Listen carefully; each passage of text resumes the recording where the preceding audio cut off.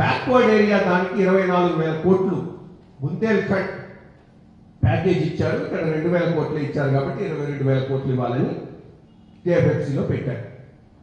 వీళ్ళు మొన్న 1,000 కోట్లు ఇచ్చారు, ఒక 1,000 కోట్లు ఇస్తామని కమిట్ అయ్యారు.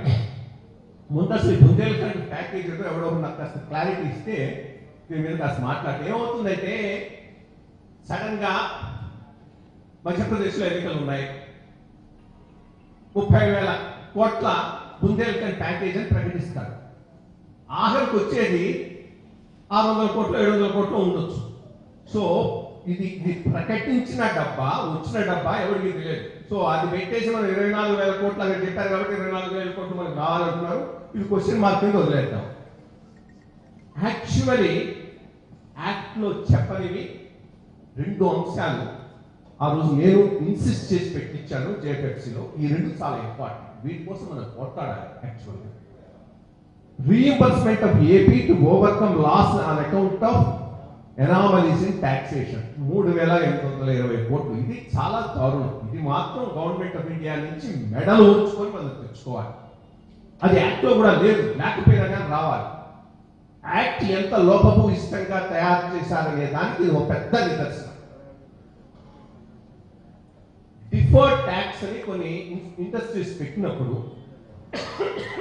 వాళ్ళకు డిఫర్మెంట్ ఆఫ్ ట్యాక్స్ ఇచ్చారు.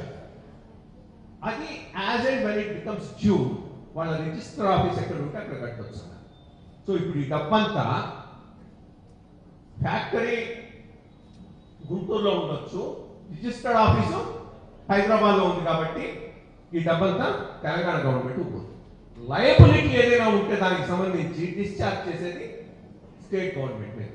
దీనివల్ల మనకు వచ్చే నష్టం 3,820 కోట్లు. దీనికోసం యాక్ట్ అమెండ్ చేయాలని మనం అడుగుతున్నాం.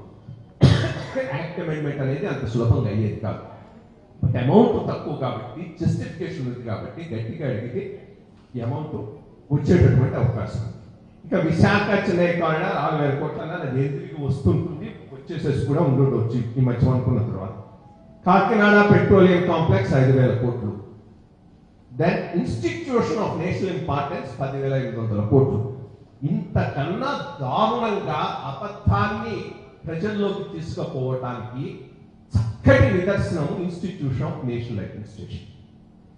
11 ఇన్స్టిట్యూషన్స్ లో 9 పెడితే పెట్టిన వాటి గురించి మాట్లాడకుండా పెట్టిన 2 గురించి చర్చలు జరిపి ఇంకోటి ఆ సెంట్రల్ యూనివర్సిటీ రాలేదు, ట్రైబల్ యూనివర్సిటీ ఒకటి, ఇంకోటి ఏదో ఉంది, సరే అది కూడా ఇచ్చేస్తాం అనుకున్నాను. సో యాక్చువల్గా ఇన్స్టిట్యూషన్ ఆఫ్ నేషనల్ ఇన్స్టిట్యూషన్స్ లో నన్ను అడిగితే ఇద్దరిని అప్రిషియేట్ చేస్తాను. గవర్నమెంట్ ఆఫ్ ఇండియాను అప్రిషియేట్ చేస్తాను, స్టేట్ గవర్నమెంట్ అప్రిషియేట్ చేస్తాను. ఇంత రికార్డ్ టైంలో ఇన్స్టిట్యూషన్స్ ఏ రాష్ట్రంలోనూ గవర్నమెంట్ ఆఫ్ ఇండియా ఎస్టాబ్లిష్ చేయాలి.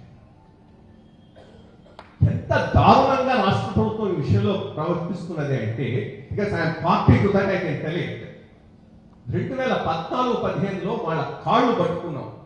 టెంపరీగా అయినా నెక్స్ట్ అకాడమిక్ ఇయర్ మీరు స్టార్ట్ చేయండి అని వాళ్ళ మీద ప్రెషర్ పెట్టాం. లేకపోతే ఈ ఇన్స్టిట్యూషన్స్ అన్ని 3-4 ఏళ్ల తర్వాత మొదలై ఉండే. 3-4 ఏళ్ల తర్వాత మొదలు కావాల్సిన ఇన్స్టిట్యూషన్స్ గవర్నమెంట్ ఆఫ్ ఇండియా మీద ప్రెషర్ పెట్టి, ఫ్రెండ్లీ గవర్నమెంట్ కాబట్టి ఫస్ట్ ఫైనాన్షియల్ ఇన్స్టిట్యూషన్ 15-16 కల్లా స్టార్ట్ చేయించాం. అట్లా టెంపరీ వాటిలో వాళ్ళు స్టార్ట్ చేస్తుండే వాళ్ళు కాదు. మా 4 అయితే 4-5 ఏళ్ళ తర్వాత స్టార్ట్ చేసాం. ఇంత ప్రెషర్ పెట్టి మొదలు పెట్టిన తర్వాత ఇప్పుడు నువ్వు టెంపరీ దాంట్లో రన్ చేస్తున్నావు అని వాళ్ళ మీద అభియోగం వేస్తున్నావు. ఏమైనా దీంట్లో న్యాయము ధర్మము ఉందా?